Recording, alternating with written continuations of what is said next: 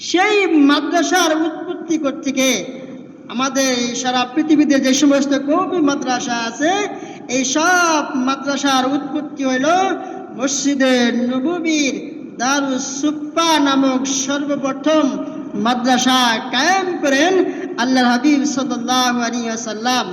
ওই মাদ্রাসার ছাত্র ছিলেন হযরতে আবু হুরায়রা রাদিয়াল্লাহু তাআলা আনহু, হযরতে বিলাল হাবশী রাদিয়াল্লাহু তাআলা আনহু, বড় বড় সাহাবায়ে কেরাম দারুস সুফার ছাত্র ছিলেন।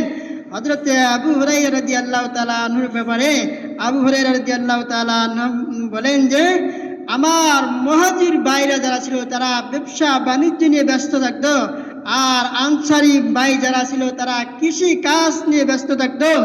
তো আমি আবু হুরায়রা, আমার কোনো ব্যবসা বাণিজ্য ছিল না, আমার কোনো কৃষি কাজ ছিল না।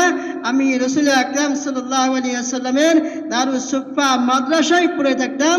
এরপরে আবু হুরায়রা রাদিয়াল্লাহু তাআলা আনহু থেকে যেই পরিমাণ হাদিস বর্ণিত হয়েছে, আবু বকর, ওমর, ওসমান, আলী রাদিয়াল্লাহু তাআলা আনহু সহ যত সাহাবায়ে কেরাম আছে, আবু হুরায়রা রাদিয়াল্লাহু তাআলা আনহুর অর্ধেক হাদিস বর্ণিত হয় নাই, যেই পরিমাণ আবু হুরায়রা রাদিয়াল্লাহু তাআলা আনহু থেকে হাদিস বর্ণিত হয়েছে।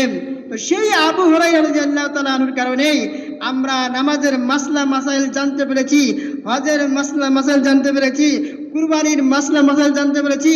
এমন কোনো বিষয় নয় যেই বিষয় সম্পর্কে হযরতে আবু হুরায়রা রাদিয়াল্লাহু তাআলা আনহু থেকে হাদিস বর্ণিত হয় নাই। অর্থাৎ এই পরিমাণ, এত অধিক পরিমাণ হাদিস বর্ণিত করেছেন হযরতে আবু হুরায়রা রাদিয়াল্লাহু তাআলা আনহু।